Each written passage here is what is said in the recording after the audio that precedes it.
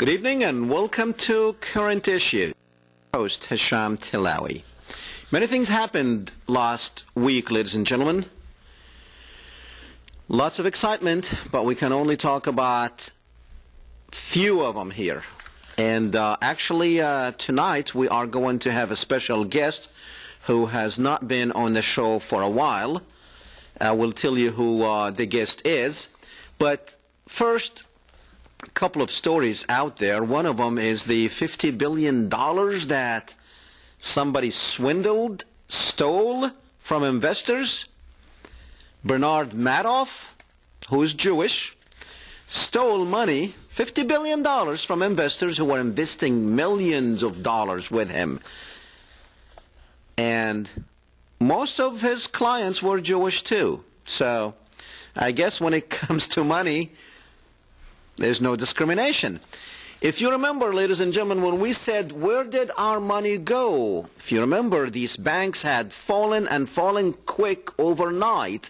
And we told you that a lot of money had left the country. Well, guess what? Bernard Madoff was about to leave the country, but he was stopped. He managed, though, to get some money out of the country, especially into Israel. And now we have many people who are involved in this scheme or scam to actually steal money from investors. From rich people, though. So I'm not, but you know what? Some of these rich people lost everything they have, so now we do have something in common with a lot of these millionaires living in Palm Beach and West Palm Beach. But this guy, ladies and gentlemen, was very much financing most of Mossad operations in the United States. So now the Mossad have to go and find somebody else to actually finance them or do them finances through. This Bernard Madoff, ladies and gentlemen, he is connected very well with the Likud party in Israel, and as a matter of fact, him and his associates had given a lot of money to politicians in Israel and etc., etc. We're not going to spend a lot of time on Bernard Madoff, but $50 billion is a lot of money, and the taxpayer will probably have to flip that bill too, because these investors, they're going to say, if you are bailing out other banks, because the same thing was probably going on in other banks too.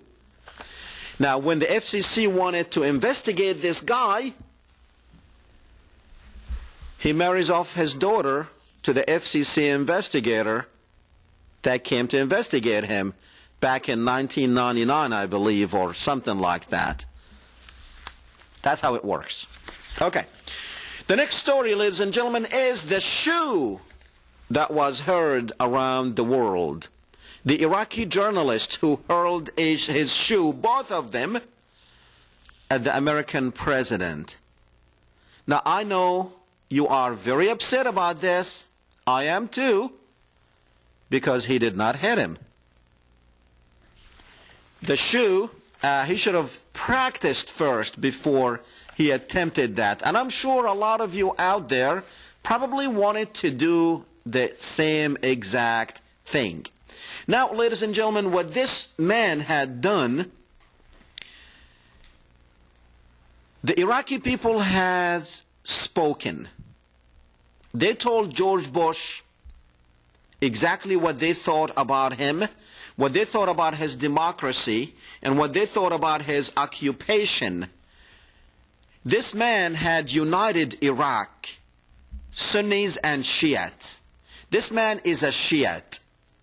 But he has many support, huge support in Iraq, huge support around the world, huge support in the Arab and Muslim world. This man is a hero.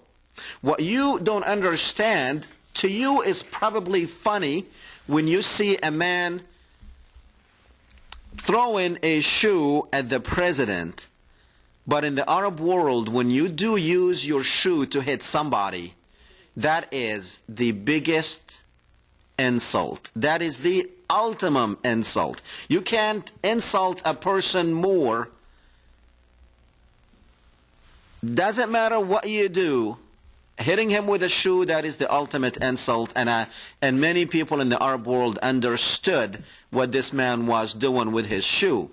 Now, you know, this man could have had something else, and it would have been much worse than what it is. But he spoke his mind, he became a hero around the world, not just in Iraq. And I'm sure a lot of you, even though this is the President of the United States, and it pains me, ladies and gentlemen, because this man is my president. As much as I despise this man, as much as I dislike this man, as much as I did not want him to be the President of the United States, but I can't help it but feel pain in my heart that our president was hit, well, wasn't hit, almost was hit with a shoe. That is how despicable this president is, and that is how much he had done to this country. Made us the laughing stock of the world. Because this man, with what he had done, that's how much we lost. We lost a lot of reputation around the world, and it was because of this man. Now, let me, I'm going to tell you about our guest, but let me go to the phones first. And when we come back, I'll tell you who our guest is, and we will introduce him and have him on. And because I need to go to the phones, that way we will not be interrupted while I'm speaking with my next guest. Let's go to Freedom on line 1. Freedom. Yes, Dr. Tillawi, I would like to get in on this about the Iraqi journalist that is being persecuted by the Maliki government, but is being held as a hero by the Saudi Arabians, the Egyptians, and whatnot. One Saudi prince want to give $10 million for the shoes, but look, what they've done. If I have the money, if I have freedom, if I have the money, I would pay $100 million for that shoe. 10 million, I know, but the thing is this. They spoke to his brother. His brother, of course, is trying to get him a pardon and whatnot. But they have had family members.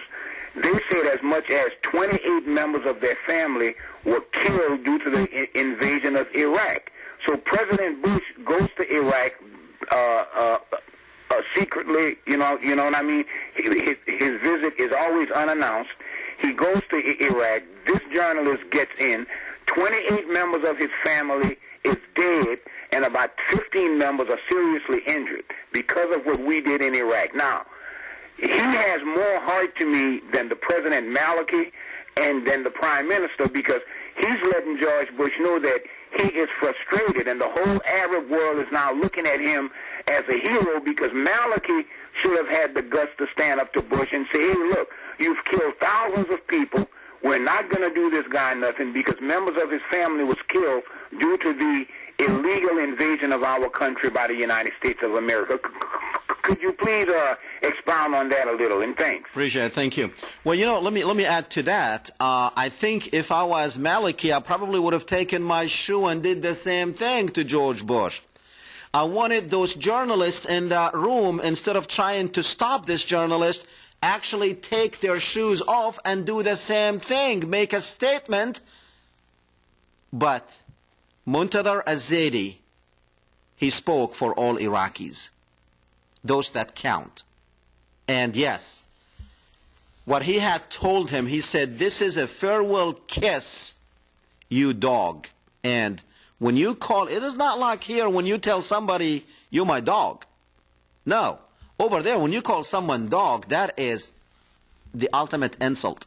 That's another ultimate insult. So, hitting him with a shoe and calling him a dog can't get any better than that, ladies and gentlemen. Now, I know some of you are upset because he's the President of the United States. I'm very upset because he's the President of the United States. He represents our country. But our country needs to stand up, just like that Iraqi journalist stood up, fearless. He knew he probably would have lost his life. He knew that his career is over with. But he did it. He did it. He stood up. It is time that we stand up and we say, shame on you, Mr. President. Shame on you. All right, ladies and gentlemen. Well, our guest actually spent 50 days as a guest of the Queen of England. For 50 days, he was in a British prison. Dr. Fredrick Toben, he is now in Australia. He was released from a London prison after spending 50 days there. He was on his way to Dubai. Actually, he left Texas October, I guess probably September 30th or something. And October 1st, he was in London, and he was arrested. Was not allowed to continue, and he was sent to jail. His crime, because the German government wanted him arrested and extradited to Germany to face charges by German prosecutor. Why? Because they feel that Dr. Toben, who is a revisionist historian, that is someone who is trying to revise history, trying to rewrite history, trying to tell the truth as he sees it about what exactly took place in what we refer to today as the Holocaust. Now, he has a different opinion about the Holocaust, and we're not going to get too much into the Holocaust. More than what we will do is actually see exactly what happened to Dr. Toben while he was in there, because, ladies and gentlemen, if he was extradited to Germany, we will not be speaking with him today. Because in Germany, as we speak, there are two people there, probably more, but two that we know of. Ernest Zondel, whom we interviewed his wife on this show about 3 years ago, or maybe 4, and then Germa Rudolph. Both of these people sit in German prison because they have a different opinion about the Holocaust. So now the freedom of speech and freedom of expression that we pride ourselves on, our main allies in the so-called democratic and Western world, the civilized world, they want you to have a freedom of speech. But if it comes to the Holocaust, no. No freedom of speech. You are to accept the story as it is. Not just accept it, but even talk about it as it is. Otherwise, you will be going to jail. Dr. Toben, welcome to the program. Good afternoon, my time, and good evening, your time. Yes, sir. Good afternoon to you. I know it's 1 o'clock in the afternoon. Actually, on Friday, not Thursday. We still at 8 o'clock Thursday, but you are Friday afternoon. Yes, Friday afternoon in Melbourne. And as I said last time, America will never catch up to Australia. We'll always be ahead. You're still Thursday evening. Dr. Toben, I'm so happy to speak with you because for a while we were very worried that we might not be speaking with you there for a long time if you were extradited to Germany. Now, you were on your way to Dubai on October 1st when you were arrested there. Can you take us just like the couple of hours when you were in England? What exactly took place? Did you know what was happening? Tell us about like the first couple of hours in London. Yeah, right. I will have to start just a little earlier. I left Chicago. Professor Arthur Butts and I spent the day together, and in the evening he drove me to Chicago Airport. And on the flight to London, it's a 7.5-hour flight. Initially, I had a flight from a seat right at the back on the left-hand side as you enter the plane on the windows there, and it was the aisle seat. But because the plane wasn't full, I was allowed to move to the center seating area where there were 5 seats in one row, empty, and I bunked down for the night. I slept for 7.5 hours. Then we landed at Heathrow Airport, and it was interesting because we stopped, the plane stopped, and nothing happened. Then an announcement came through, and they said, "We have an incident." And I'm familiar with these kinds of things. I sense, hey, there's something going on.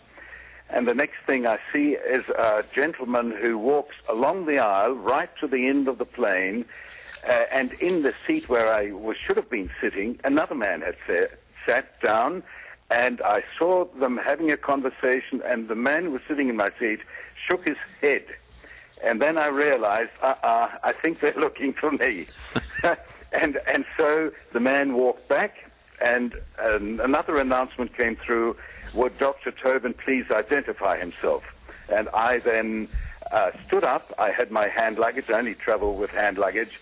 And I had that, and I just stood up, and you could see all the other passengers looking my way. I thought, well, this is a nice welcoming committee. And then the next announcement was, would you please come to the front exit? And I did that. So I walked. It was a very long walk. It appeared to be a very long walk. And in the entrance to the exit door, outside, I saw 4 men. The 3 of them in civilian clothes and one with a flak jacket where you saw on it police. And I stopped, and one gentleman said, would you please come, Dr. Toben, would you please come with us? And I said, oh, just one moment. I'll have to make a record of this. And I put my hand in my coat pocket and pulled out my camcorder. That was a silver object. And within a second, I was grabbed. They twisted my arms behind my back and dragged me out. Later, someone suggested I should complain about this, that I was manhandled and handcuffed. I was not. I would have, had I been the police, I would have done the same thing, because a silver object coming out of my pocket could have been a gun, although this would have precluded anything like that because of the security arrangements. You can't smuggle a gun onto a plane. The other argument was the plane, American Airline 98, I think it was, it's American territory. Not so. That's gone now. That planes that land in foreign countries, that the plane itself remains part of the country where it's registered.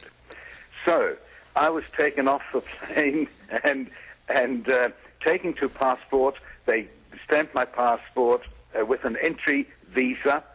I was allowed to enter for 6 months. And then I had 4 gentlemen simply escorting me out. And you could see in the arrival terminal, there are people looking at me. I thought, well, that's nice. I've got they're taking me somewhere. Well, they took me to this wagon and put me in the back, and then in no time I was at Heathrow police station. Okay. And from there I was then, yes? Yeah, and then what happened? And from there I was processed and taken to the City of Westminster Magistrates Court. And this was interesting. At 2 o'clock I was in the police car, and an announcement came through the news, the BBC News, that a Dr. Gerald Toben had been arrested. Now, Gerald is my first name. I used the second name, the middle name. And I thought, well, that's interesting. Already the news is abroad that Toben's been arrested for Holocaust denial. Now, it would be interesting for the British because, as far as they're concerned, that's just somebody having an opinion. And what does that mean? Well, you don't criminalize thoughts in England, certainly not yet. And this matter then was aired while I was at the City of Westminster Magistrates Court in the holding cells beneath the court. A lady, Nina Baba, she asked me whether I was represented. I said no. And she said, well, what's the matter? I said, it's extradition to Germany they want me there for 5 years. And she said, what for? I said, well, I refuse to believe in the Holocaust, and that is a criminal matter in Germany. You must believe in it, because for the Germans, this is a dogma. And you dare not question any aspect of whatever is called the Holocaust. And then I was then brought before the court, and Nicholas Evans, the judge, listened. I had to identify myself, and the prosecutor, acting on behalf of the German government, she said, yes, she refused bail because I was seen to be hiding in the plane, trying to evade arrest, which was not the case. You didn't even know. And this is the point. I didn't do this. Why should I be hiding? I have nothing to fear as far as I'm concerned. I'm not doing anything wrong. And then they said I had said you can't arrest me on British soil, or some stupid comment. This was the beginning of the smear tactic that these people engaged in to indicate that I was fearful and trying to avoid arrest and so on. And it brings me to this basic point that what my case indicated was who are the real haters. Because as I mentioned once before, the Alan Dershowitz, Professor Dershowitz, he's the great upholder of the Holocaust lie, and he has split free expression into free speech and hate speech. And my case highlighted this in the commentary that it generated within the first day of my being brought before that court. Okay, and then what happened? Well, then I essentially said that why doesn't he give me bail? He would need moral and intellectual courage to let me go, and he said he's gone beyond that, but he's not going to let me go. And I then sort of realized, well, it's a done deal. And he said, well, we can put this case on next week. I have time next week, or this coming Friday in 2 days' time. I said, well, look, let's not waste time. Let's put it on Friday. Now let me ask you something, Dr. Toben. Did you at that time, I mean, like couple of days in prison, did you think that's it, I'm going to be joining Rudolf Germer and Ernest Zundel? Yeah, I prepared myself, certainly when I had the... I must just go back before this Nina Baba afterwards came to court, and I signed her up. And this was, in some ways, it was very good. She was going to get a barrister for me and so on. So on the Friday, then another solicitor came along, Kevin Lowry Mullins, whom Michel Renouf and others had organized. He was a little familiar with the revisionist scene. And this meant that I then had to let Nina Baba go, but she, in fact, showed me the document that her barrister was going to use for the Friday hearing, and it was using the same argument that later on our legal team used, and that meant that we would be preparing ourselves for an appeal. If this extradition was granted, we would go to the High Court, and from the High Court to the House of Lords, and this would take about 7 to 8 months, and I would then, in fact, have to prepare myself mentally for this long period, and then, of course, another 4 years, if that went wrong, another 4 years in Germany. So I had no problems in doing this, because I realized this was an opportunity for me, or for my case, to show up the German system. I said to the judge, Evans, I would have no chance of getting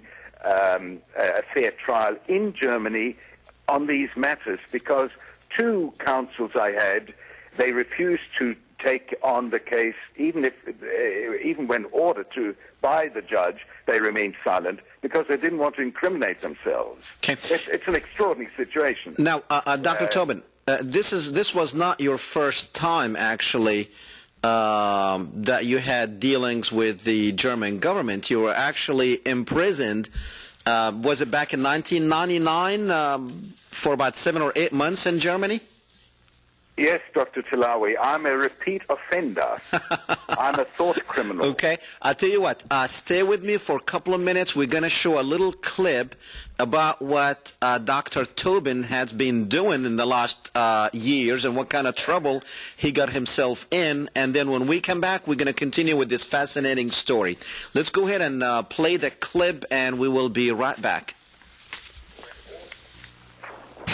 German authorities allege Dr. Toben has questioned the scale of the Holocaust and dismissed accounts detailing the use of gas chambers in Nazi concentration camps. If found guilty, he faces 5 years in jail. Mike Sexton reports on a case with implications beyond German borders.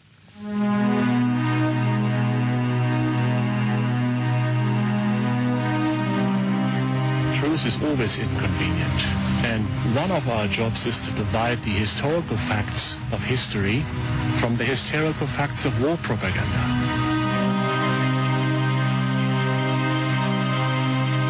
Holocaust denial is about the rehabilitation of Nazism. It pursues a political agenda. It's a racist agenda. For Australia, it means a white supremacist agenda.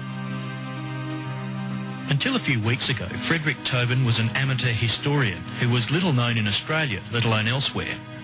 But his arrest in Germany has turned him into an international martyr for free speech and has raised questions about the future of cyberspace. Here at Auschwitz railway station, until at least 1943, most persons destined for the Auschwitz-Birkenau concentration camp made their first stop. This documentary is one of the works produced by Fredrick Toben as director of the Adelaide Institute. Born in Germany, he came to Australia as a child and has a philosophy doctorate from Stuttgart University. After years as a high school English teacher, Dr. Toben turned his passion for history into an organisation based at his home called the Adelaide Institute. We have been always accused and still are accused of being Holocaust deniers. Now that is absolutely ridiculous. We are not. Denying the Nazi Jewish Holocaust, like denying the Bolshevik Jewish Holocaust or the Maoist Holocaust or any Holocaust, is like saying the earth is flat and the moon is made from green cheese. Hi. What's the situation at the moment? Right, the situation is this, and I'll try and keep it simple so everybody understands. On the last occasion, we made an application under the Extradition Act in relation to discharging the proceedings in relation to the extradition to Germany of Dr. Toben. By our legal argument, we have succeeded in convincing the district judge that the extradition warrant is not valid, and therefore Dr. Toben has been discharged. However, because Dr. Toben has been discharged, ordinarily he would be walking out of the front of the building as we speak. The prosecution have appealed the decision of the district judge to discharge the proceedings under Section 28 of the Extradition Act, which basically says that we want to go to the High Court and question the discharge of the district judge. And that is where we are at the moment. So now we have succeeded in discharging the case, but because the prosecution, who are acting on behalf of the German government, are appealing under Section 28, that matter must now be decided by the High Court in relation to whether or not the district judge has indeed acted lawfully in discharging the case. Now, the rules say that the appeal has to be lodged within 7 days of today. That includes today. And they must appeal directly to the High Court, to the administrative office of the High Court. When that's done, we will then challenge the appeal in the High Court. This can take until probably January or February next year. It could do. However, in the meantime, my main job now is to try and get the bail conditions satisfied, that is obtaining and facilitating the £100,000 cash security, obtaining a suitable address, and obtaining other various bail conditions that are acceptable to the prosecution, so Dr. Toben can be released. Is this a victory for Dr. Toben? It is indeed a victory for Dr. Toben, in that the matter has been discharged, and therefore, in the ordinary scheme of things, he would be walking out of the door now. However, because of the appeal by the prosecution, he must remain in custody until the bail conditions are satisfied in relation to the security, and his immigration status is finalised with the immigration, the United Kingdom Border and Immigration Agency. What did Dr. Controversial Adelaide historian Fredrick Toben's arrived home after escaping criminal charges in Germany. But only minutes after his arrival, the accused Holocaust denier launched another stinging attack, angering the local Jewish community. Dr. Toben was overcome with emotion as he landed in Adelaide last night. What can I say? I'm very pleased to be back home. 2 months ago, the 65-year-old was arrested and jailed in London at the German government's request. It wanted him to face charges of being a Holocaust denier, but the extradition case was thrown out. Only minutes after arriving home, Dr. Toben launched this stinging attack. The fact that I was put in jail and someone said, now you can sue. I said, no, I'm not a Jew. I don't sue. The comments angered the local Jewish community. Of course he's offensive. That's just a mark of the man. He's trying to hide behind being intellectual when he really... Okay.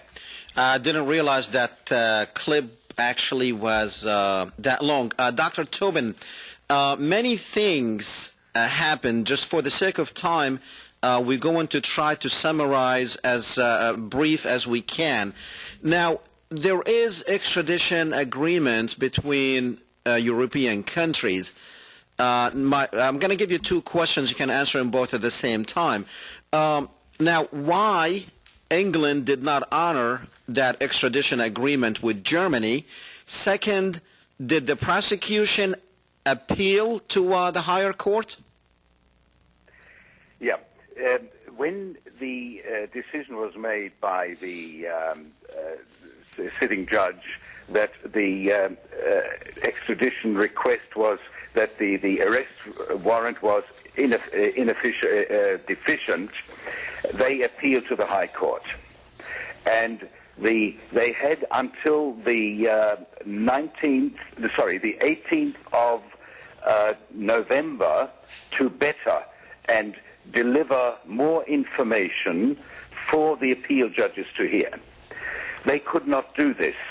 They could not do this, and therefore, on that 18th, the judges handed down the order that this matter be discontinued, and the German government in Berlin was advised by the British prosecuting service that they should not pursue this any further.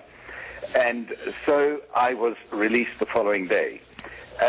England tried to honour the this European arrest warrant, but 2 years before it was applied, I think, from January this year on. 2 years before, when the House of Lords discussed it, it was specifically stated by a number of individuals, including Baron of Scotland, who's now the Attorney General, that Holocaust denial would not be included in this because it's not a crime in Britain. Britain, or common law, does not as yet criminalize thoughts as is done in Germany using Roman or Napoleonic or civil law. And so they were in a bind. They had to let me go. Okay. Because they could not fulfill the arrest warrant conditions.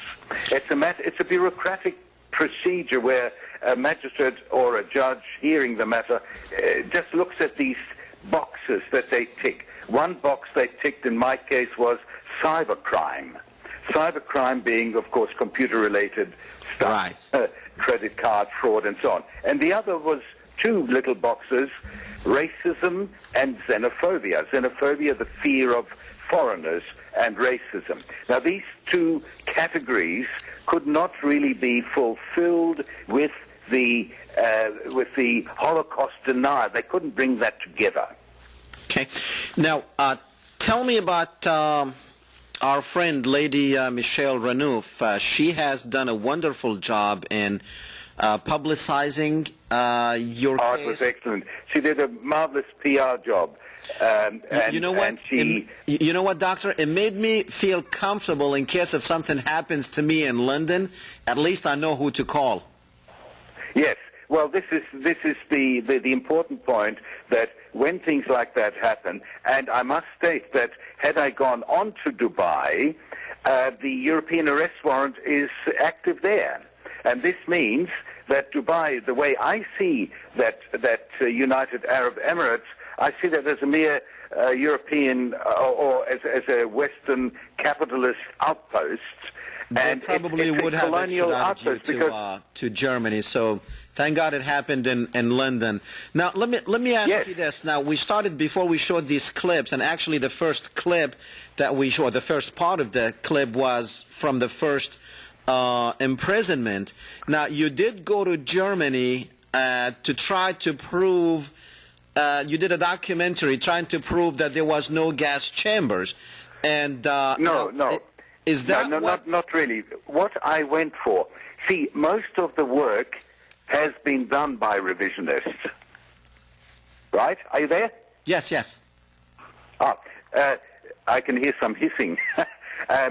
My aim was to clarify with legal people the situation, how they cope with the implication, with the application of paragraph or section 130 of the Penal Code. And this meant I spoke with judges, prosecutors, and other legal people, academics, how they are justifying it.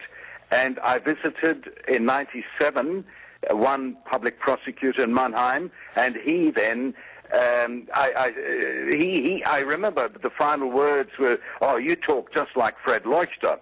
You're talking about free expression, free speech, and so on." He couldn't quite follow that. This was in '97, and when I visited him again in '99, he said, "Well, what have you found at Auschwitz?" I said, "Well, they've changed the plaque there. So the position of the 4 induction holes has been changed. It's put in one line at the edge of the alleged gas chamber, and it's not in the center." And he said, "Well, is there anything else?"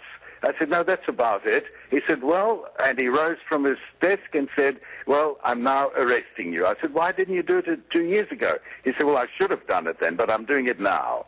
So that's how that 99 arrest occurred. I was sentenced for 10 months, but released after 7, and there was a payment of 5 or 6,000 Deutschmark fine, a kind of Kaution it's called. The important thing was that my defense counsel didn't give a defense, because he had been fined 10,000 mark for having defended Günther Deckard too vigorously in court. Can you imagine? A defense counsel being fined himself for having defended his client to the best of his ability. And so we went to appeal, and so did the public prosecutor, and the appeal was heard in 2000, and this made legal history in the world, because the German Constitutional Court in Karlsruhe decided that, contrary to what the judge in my case stated, that the internet material was not to be considered because of the push-pull argument. I was not pushing the material into Germany, but the Germans had to pull it down. It was their volition that made it possible to read the stuff we've got on the website. The Constitutional Court disregarded that and said German law reaches anywhere in the world where this revisionist material occurs, the German law applies. Now, it's a massive, massive imposition of the Germans. Tell me something, Dr. Toben. Why the German government does not want the truth to be revealed about the atrocities that took place in World War II, all of it? Yeah, you must realize that the German government is an occupational government, that the current German political system is still the one imposed by the victors at the end of the Second World War. And therefore, I'm asked again and again, but look, the Germans are actually criminalizing this. It's not the Germans. They are the lackeys. They're the ones who don't want to be Germans, because this Holocaust element is killing the German soul. It's killing the German mind. It's killing the German people. And there are others such as Horst Mahler and Sylvia Stolz who are fighting against this. They want to get rid of this dogma, because anyone who still wants to be German should be able to look at this, should doubt it. And there is a new phenomenon in Germany among younger ones where they are self-incriminating themselves or self-accusing themselves. They are actually purchasing Germa Rudolph's book, Lectures on the Holocaust, and then they go to the police. They send copies of this book, which is banned in Germany. They then go to send these copies to public figures, which is a crime then. They've committed a crime under Section 130 of the Penal Code. And then they go to the police station and they say, please, I have committed a crime, please deal with me. And there are two people now. One is Dirk Zimmermann, and another one is what's his name? I've forgotten his name, but it's all on their website. Sorry? Cater. He's the latest one, and it's a wonderful expression of passive resistance. If 1,000 Germans did this, young Germans, and then this stupid law, which is enslaving the German mind, this law would break down. Passive resistance to something that is obnoxious. It is terrible, because this Holocaust nonsense is enslaving the German people. Now, Dr. And of course, we must link with the cause, because I learned this through by my association with the Iranians, that this is, of course, also what the Israelis use to justify their real Holocaust against the Palestinians. Now, Dr. Toben, a couple of days or a few days after you arrived in Australia, I received an email from you, and you mentioned that you do need to slow it down a bit, semi-retirement from this revisionism and pursuing of the truth. Are you giving up? Not giving up. You can't really give up once you're into this. They won't let you. That's the first point. The second point, though, is that everything has been done. Germa Rudolph, in his books, he summed up the argument. We've had Arthur Butts with The Hoax of the 20th Century, Willis Carter in 1969 writing or publishing The Myth of the 6 Million, Stakely in 1979, The Auschwitz Myth, and then in 1988, the Leuchter Report, and Germa Rudolph's Lectures on the Holocaust in 2005. The factual material is out there. I've done my bit by highlighting the difference between the legal systems, how they cope in criminalizing thoughts. And I don't think I can do much more. And this is what I was going to do. I was going to travel to South Africa, where there's an 85-year-old gentleman who is a direct descendant of Napoleon's wife, and he has a story to tell. And I would really like to write a lovely love story and talk about the nice things that make life worthwhile, family life and so on, rather than this Holocaust nonsense, which is always with death and destruction and accusing German people who are highly civilized, accusing them of having exterminated 6 million, which is it's just an absolute lie. And luckily in America I can still say this because you still have the first, isn't it the First Amendment? Thank God for the First Amendment, yes. We've got to watch out for Professor Alan Dershowitz because he's pushing this splitting free expression into free speech and hate speech. Now, Dr. Toben, did 50 days in London made you change your mind and, for slowing down? No, as I said, I prepared myself for 7 to 8 months in England and then a possible 4 years in Germany. And once you've been inside, it's a repeat. And at my age, I'm nearly 65. I spend a lot of time in a little room typing away and writing. I'm going to write a book on this, and I want to have it finished by next year, middle of next year, because I think there's a conference coming up in America, and I want to have it ready by that. But the comfort, I don't need creature comforts anymore at my age. Were I younger, I would have possibly, I understand the people who still have family, who recant, like this Dr. Joel Hayward in New Zealand, who wrote the thesis in 1993 that the fate of Jews in German hands and historical inquiry into the development and significance of the Holocaust revisionism, which essentially stated there were no gas chambers at Auschwitz. And, of course, I used his thesis in my fight in the Australian courts. And, of course, by the year 2000, the Jewish groups in New Zealand got busy and they threatened Hayward with death if he didn't recant. And he said he stuffed up. And the University of Canterbury in Christchurch, they held an inquiry and they did not reduce the master's thesis to a Bachelor of Arts, but because they said Hayward did not tell lies, but they apologized profusely because the fellow who took me to court in Australia, Jeremy Jones, he stated to the judges that nowhere in the world is Holocaust denial a reputable subject, but that master's thesis proves my case. Okay. Dr. Toben, we only have a few minutes left. I have 2 questions for you. One of them, do you think that we will ever, or people will ever know the truth about what took place during the Holocaust? And the second question is, I know you always mention that the truth about the Holocaust, it should be a Palestinian demand. Tell me why you're saying, or why you said that. Yeah.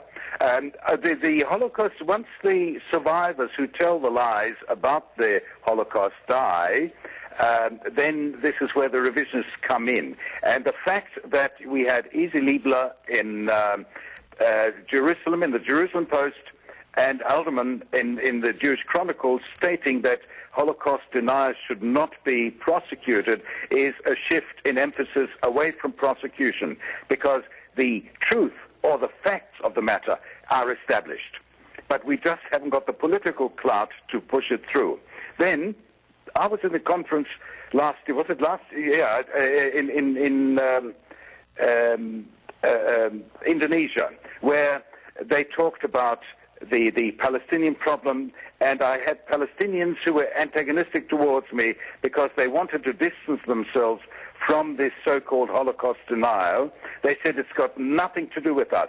And I said it's got everything to do with you because, like with the Germans, the Palestinians are being enslaved. It justifies what the Zionist, racist state of Israel is doing to the Palestinian people.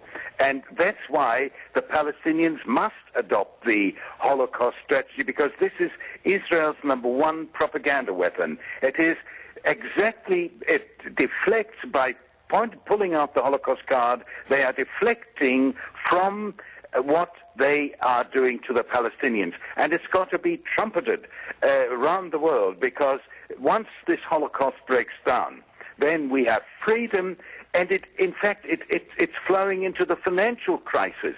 You look at the people who've been defrauding, who've been pushing this predatory capitalistic system in the world, have been ripping off people. People are losing their homes. There are those who say, oh, well, it's the people's fault. They should never have got a loan. Rubbish. It's the financial system. And, Hesham, if I may say so, the Holocaust is a side issue to the larger issue, which is the financial predatory capitalist system that is ripping the guts out of people, out of countries, out of nations. And by pushing the Holocaust, we are focusing or shifting the focus away from the people who are pushing and doing this. There was one man in the 30s, and the situation now in the world, and it's going to get worse financially, one man who stood up, and this was Adolf Hitler. And of course, as soon as I say this, all these terms come up: hater, Holocaust denier, anti-Semite, neo-Nazi, and so on, to deflect from the fact that Hitler disconnected from the international monetary system and said, we can do this from within, we can fight this.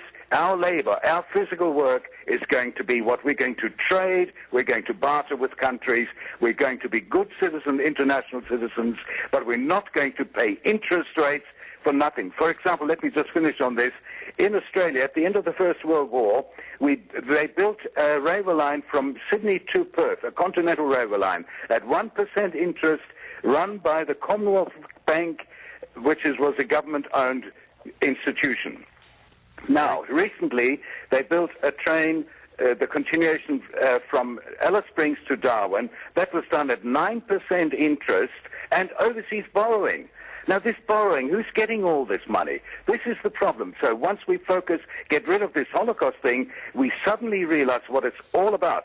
And I've got one clip on YouTube where Louis Farrakhan, Honorable Louis Farrakhan, makes it quite clear. It began in the First World War when America joined in, when the Lusitania, this incident, and you have a look at YouTube and have a look at what Farrakhan talks about. He sums it up beautifully. Very good. Thank you, sir. Unfortunately, we're completely out of time. Thank you again, and hopefully we will talk to you soon.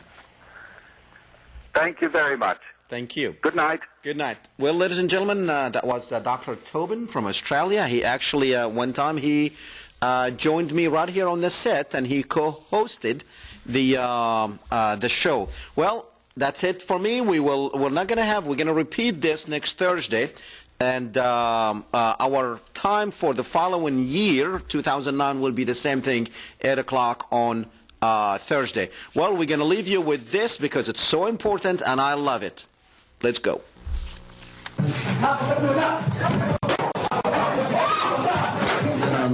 نقترب كثيرا من هذه النهاية. شكرا جزيلا.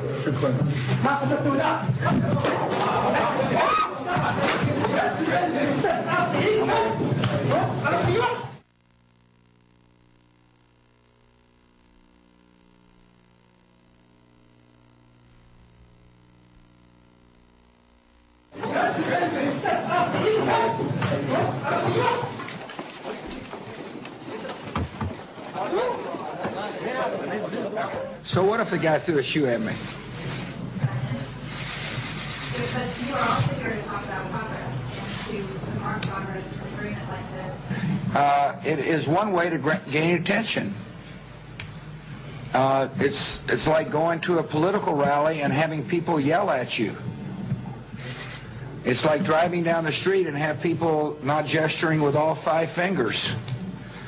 It's a way for people to draw, attention. I don't know what the guy's cause is, but one thing is for certain: he caused you to ask me a question about it. نقترب كثيرا من هذه النهاية. شكرا جزيلا. هذا